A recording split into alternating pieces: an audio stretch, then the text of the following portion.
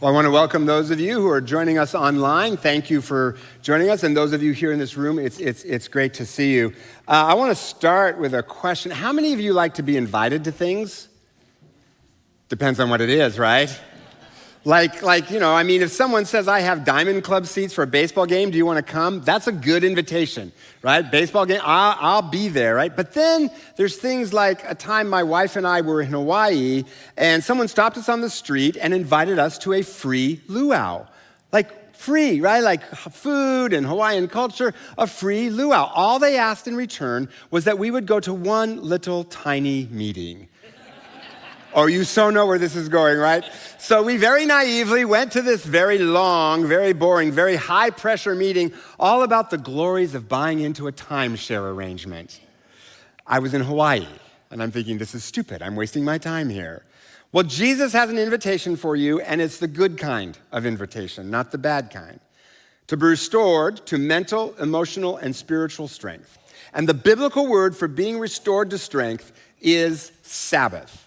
And Sabbath is not a legalistic obligation. It's not a long list of things I can't do on the Sabbath. Sabbath is connecting to God, relationships, and things we delight in, because joy and celebration is part of this, to be restored to mental, emotional, and spiritual strength.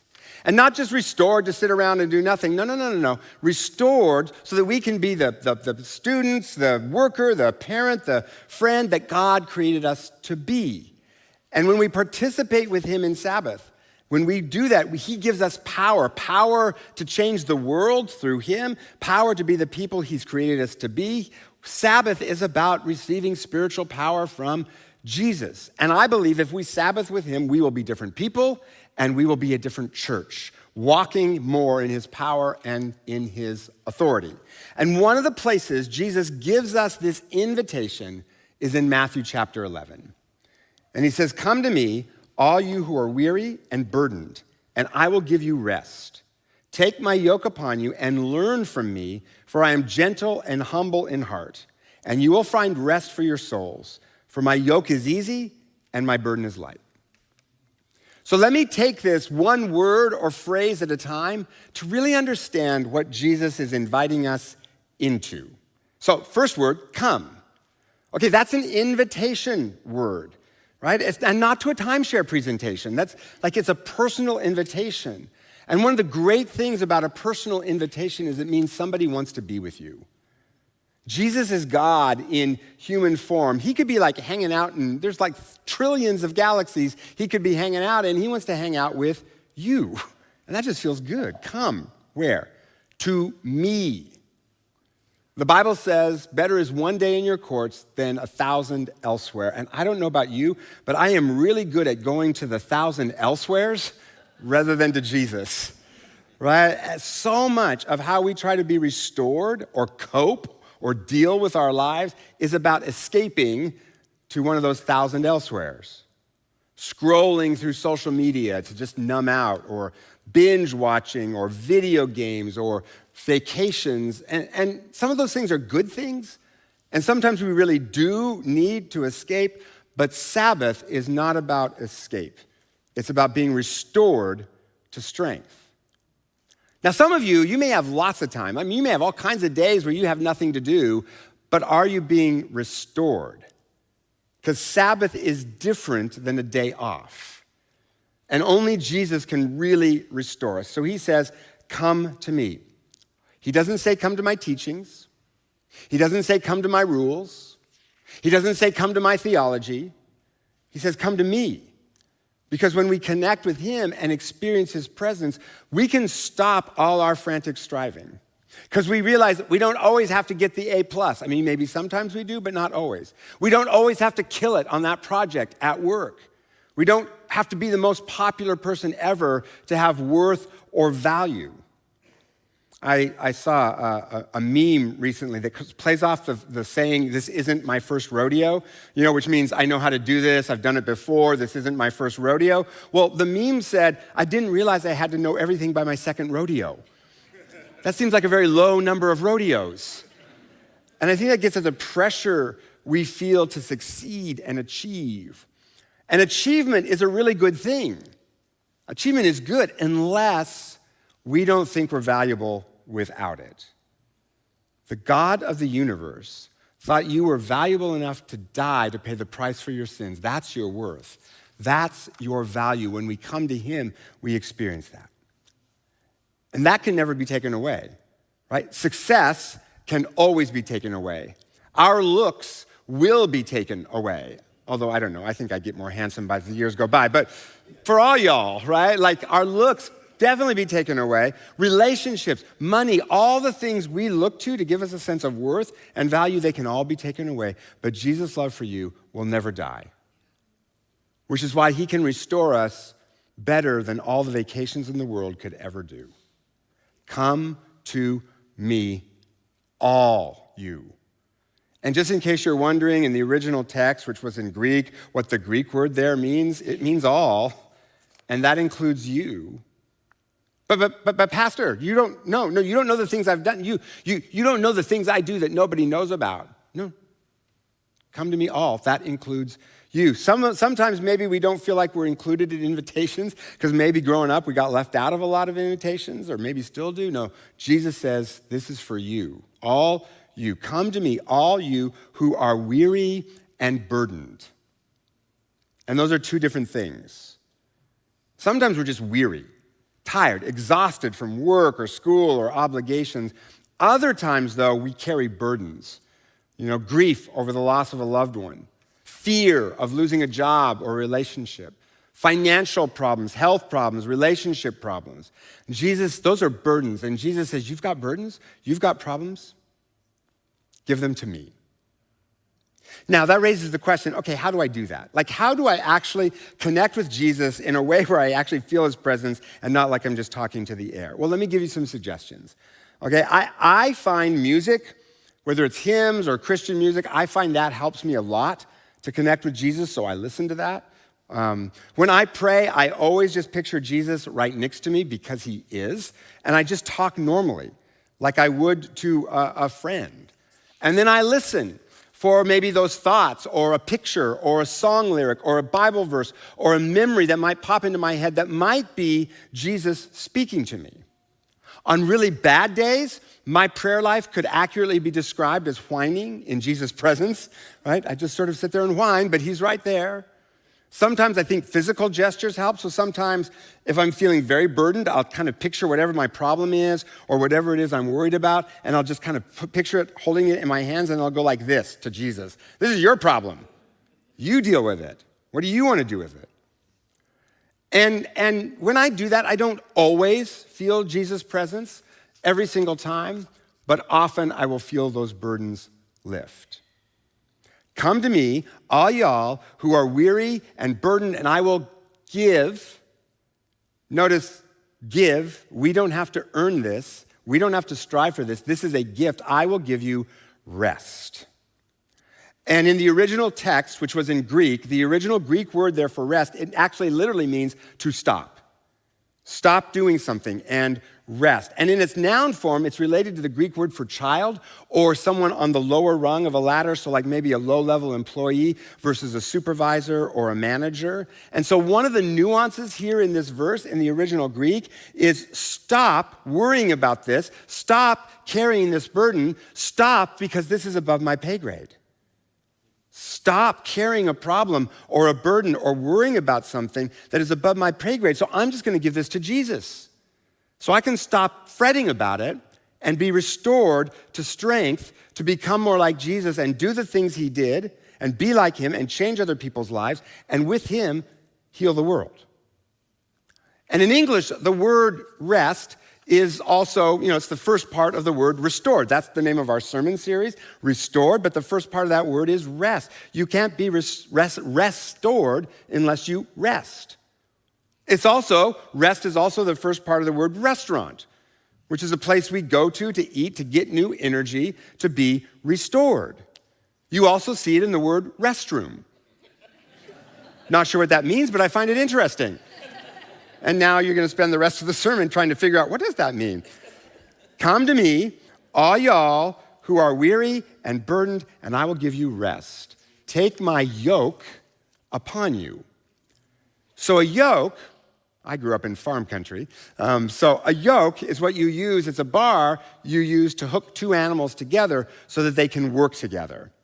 And so it's often seen as a symbol of burden or work or putting a heavy load on someone. And I think the reason Jesus picks this word is because in his time, the religious leaders of the day had turned following God into a burdensome yoke of all kinds of rules about all kinds of things, including Sabbath. They had 613 rules, all about things you could not do on the Sabbath day. That's a lot of things you can't do on the Sabbath day, including silly things, like you couldn't throw a toothpick into the fire because that was considered work. So you couldn't do that on a Sabbath.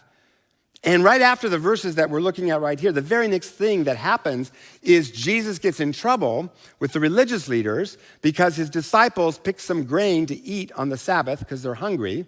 And then he heals someone on the Sabbath, both of which were considered work. And so he gets in trouble. Never read a text without the context. And the context of these verses is they lead into two stories about Jesus getting in trouble with the religious leaders for violating one of the 613 rules about Sabbath. But Jesus said the Sabbath was made for people, not people for the Sabbath. The religious leaders had turned the gift of Sabbath into this heavy yoke of legalistic rules, a burden. They'd turned the offer to go to Diamond Club seats to a baseball game into a timeshare presentation.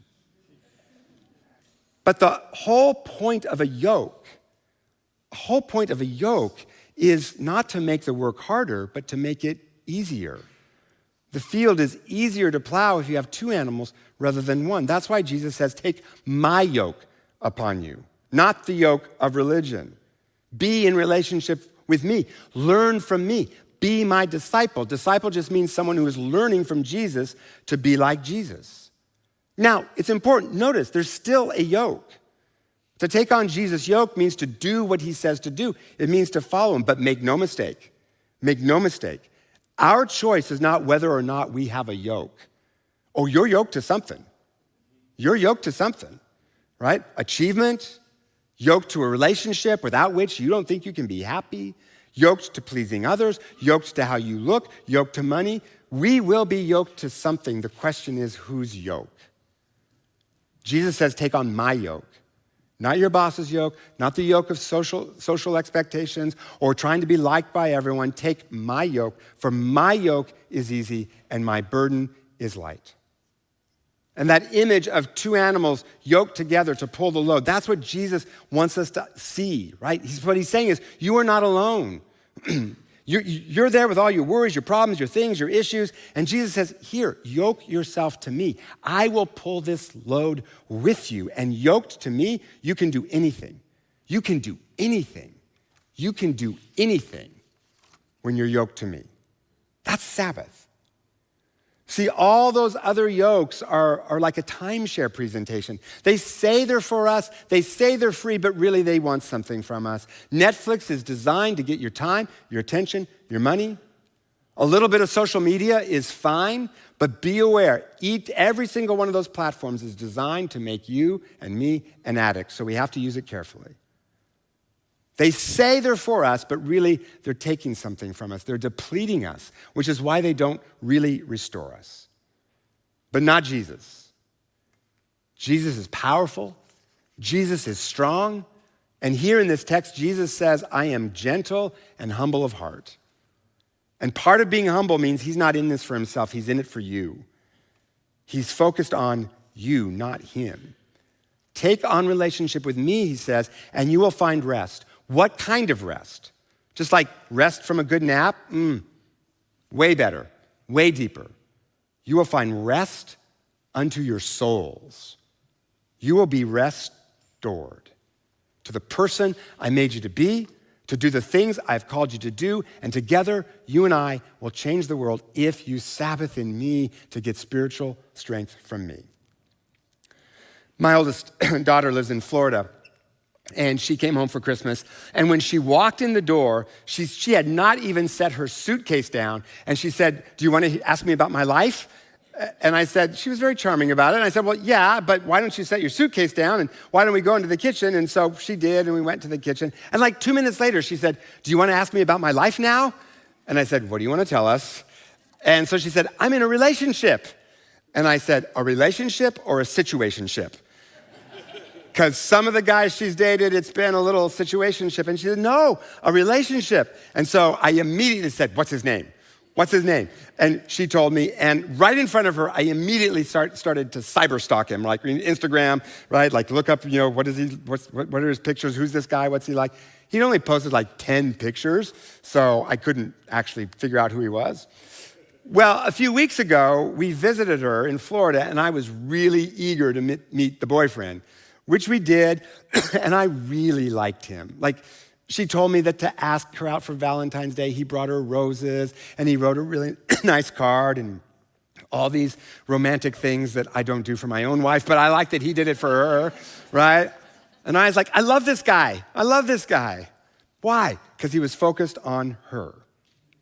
Now, the point of that story is, you just need to know, right? Like, my daughter's in a relationship. I just want you to know, right? Yay. But the other point, the real point is, as eager as Holly was to tell us about her life, that's how eager we are to be known.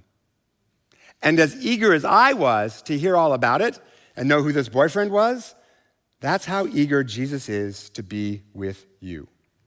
He is focused on you, and he says, come to me, because I want to hang out with you. And what's that you're carrying? It looks heavy. Here, let me help.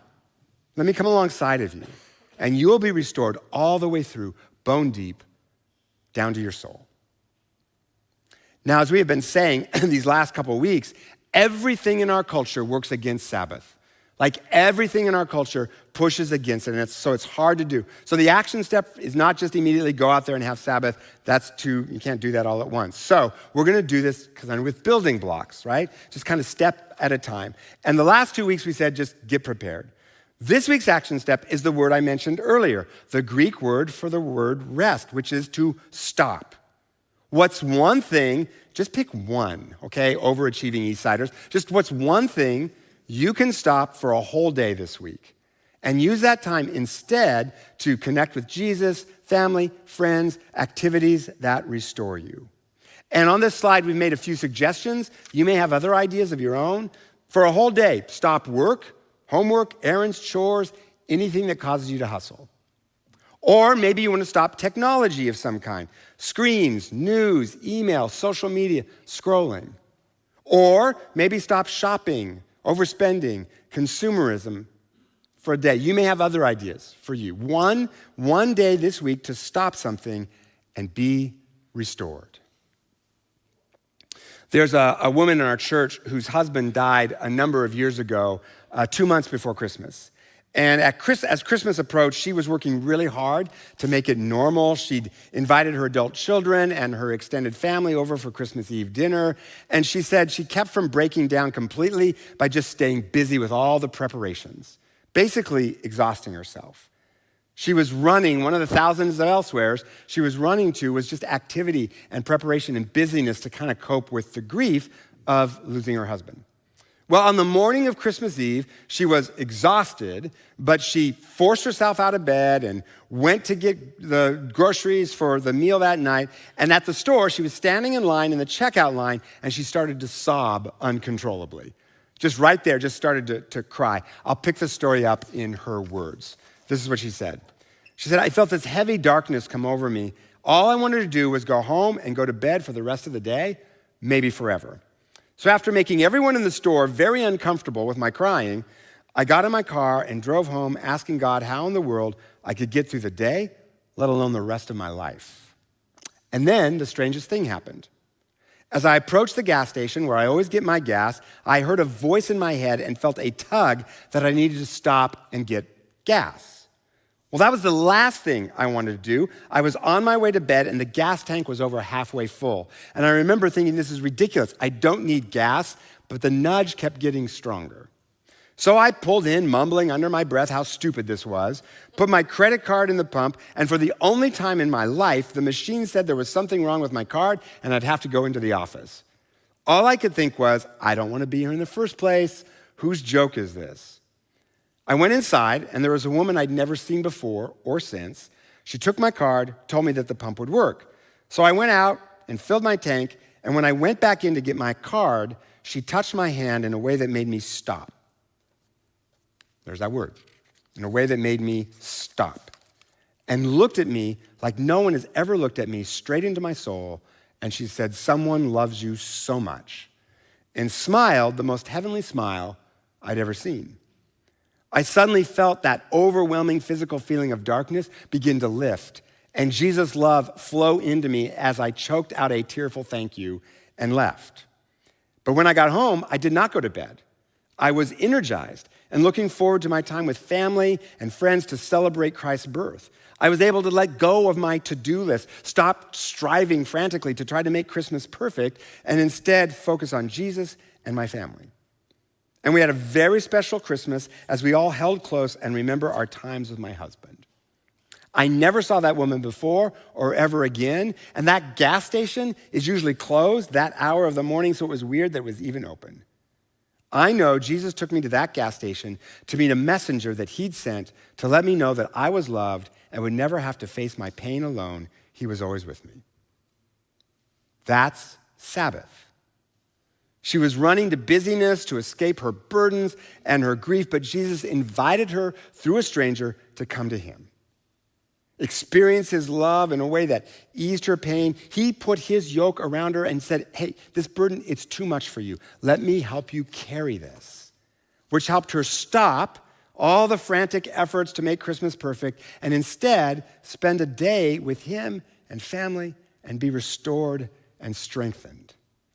That's Sabbath.